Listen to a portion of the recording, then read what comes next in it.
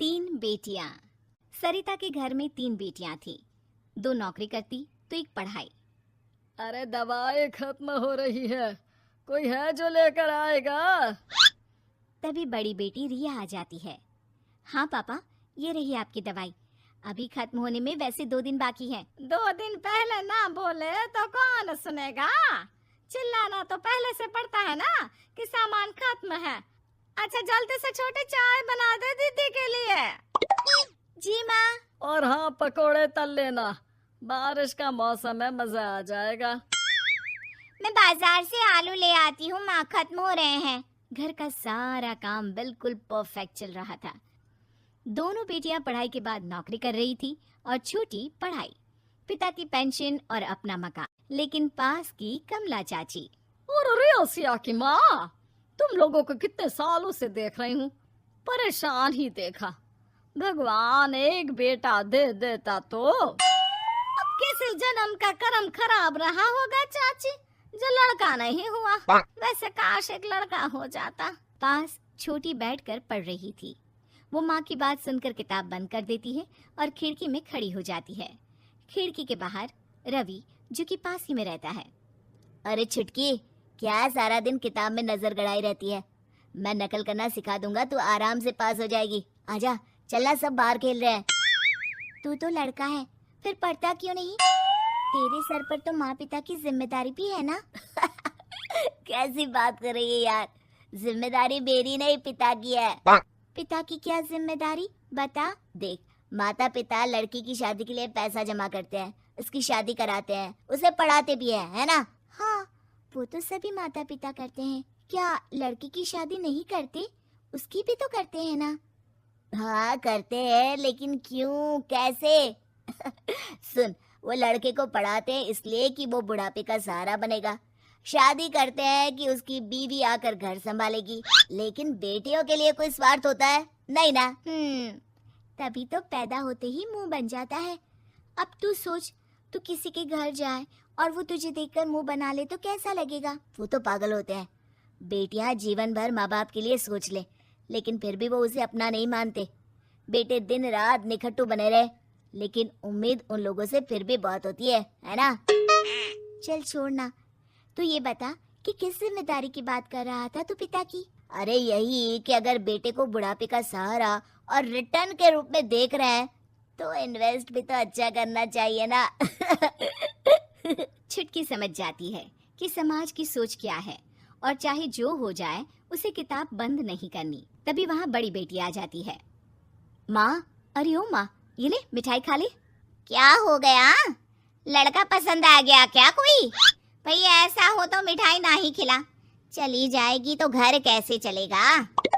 अरे लड़की को क्या जीवन भर बिठाने का इरादा है? तू बता बेटी, किस चीज की मिठाई खिला रही है, क्या हो गया? अरे पापा, आपको पता है ना, जिस डॉक्टर के अंडर में मैं काम कर रही थी, उन लोगों ने मेरे काम को देखते हुए मेरी स्कॉलरशिप पास करवा दी है। अब अस्पताल में ही क्लास चला करेगी, आगे की पढ़ाई भी और पैसे की कमाई भी। ये तो अच्छी बात है। तू पढ़ जाएगी तो छोटे को भी अपनी राह लगा लेना। बाकी मछली तो वैसे ही ऑलराउंडर है। तीनों बेटियों के बाद भी उन लोगों के घर किसी चीज की कमी नहीं थी। पापा ये लीजिए कार की चाबी, मैंने आपके लिए कार ली है। अब आप कहीं भी जाएं तो अपनी कार से जाइएगा। अरे क्या जरूरत थी? जितना खर्च करोगी दहेज मांगने वालों के मुंह भी उतने ही खुल जाएंगे। तो हम दीदी की शादी ऐसे घर में करेंगे ही नहीं जहाँ शादी के लिए पैसे मांगने की जरूरत हो। अरे जो खुद खड़ा नहीं होगा वो हम लोगों के कंधे में क्यों शादी करेगा? क्यों पापा? अरे शादी में तो दहेज मैंने भी लिया था, तो क्या मैं तेरी माँ के कंधे पर हूँ? खुद की पेंशन है, बेटियां कमा रही हैं, मजे हैं। बस एक मलाल है कि बेटा नहीं हुआ। पापा, जब आपने बोला कि मजे हैं, मैं तभी समझ गई थी कि अगली लाइन में आप यही बोलेंगे कि मलाल है। कोई बात नहीं पापा, फिलहाल आप ये कार लेकर घुमाओ। माँ तुम भी जाओ पापा के साथ।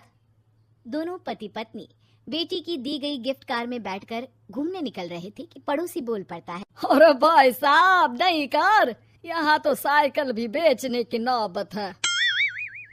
नजर ना लगाइए भाई साहब, जीवन में कार का सपना पूरा होना हम लोगों के लिए तो बहुत बड़ी बात है। हाँ हाँ, लाखों की कार हम हजारों की कमाई वालों के लिए कहाँ मुमकिन थी, ऊपर से तब जब कोई बेटा भी नहीं है। वैसे भाई साहब, आपकी साइकिल बिक क्यों रही है? भगवान की दुआ से तो आपके 4 लड़के हैं। हाँ हाँ, आपको तो हेलीकॉप्टर से घूमना चाहिए।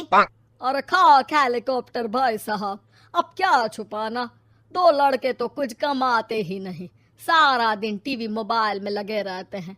और बड़े 2 जो किसी तरह जिम्मेदार बने भी हैं, बहू के कहने पर 1 पैसा हम लोगों को नहीं देते, ना इज्जत है ना मान सम्मान।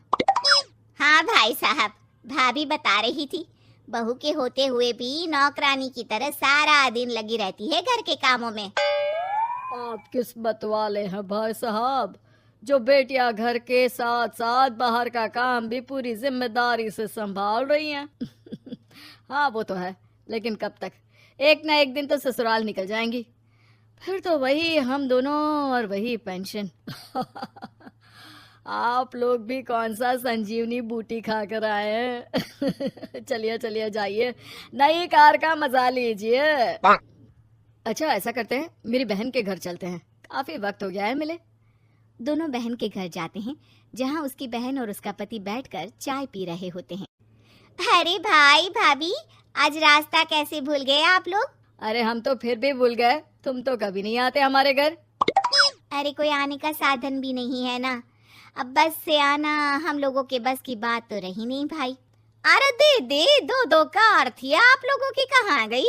भाभी वो तो जिसकी थी वो ले गया।